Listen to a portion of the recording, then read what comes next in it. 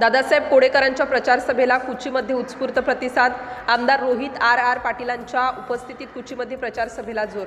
जिल्हा परिषद निवडणुकीच्या पार्श्वभूमीवर कुची गावामध्ये जिल्हा परिषद उमेदवार दादासाहेब कोडेकर यांची प्रचार सभा मोठ्या उत्साहात पार पडली।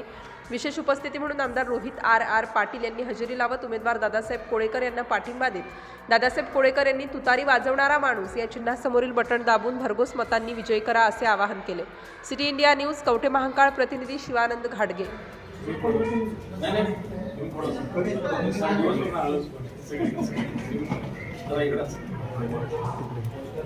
सर्वसामान्य माणसाला मी सांगू इच्छितो की तुमचा लोकप्रतिनिधी कुठल्या आमिषाला बळी पडला नाही, कुठल्या पदाला बळी पडला नाही।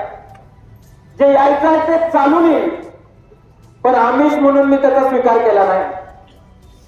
आज जिल्हा परिषदेच्या आणि पंचायत समितीच्या निवडणुकीला सामोरं जात असताना उद्याच्या भविष्यामध्ये आपल्या मतदारसंघामध्ये चांगली कामं झाली पाहिजे, यासाठी कुठल्याही आमिषाला बळी न पडता तुतारी वाजवणाऱ्या माणसाच्या चिन्हासमोरील बटन दाबून आपण या दोन्ही उमेदवारांना मताधिक्याने मोठा विजय करण्याची आवश्यकता आहे।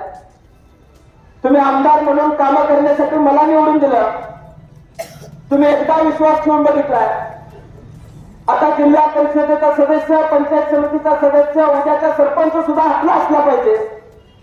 त्यामुळे तुम्ही एकदा विश्वास ठेवून बघितलाय तर तो पूर्ण ठेवून बघा।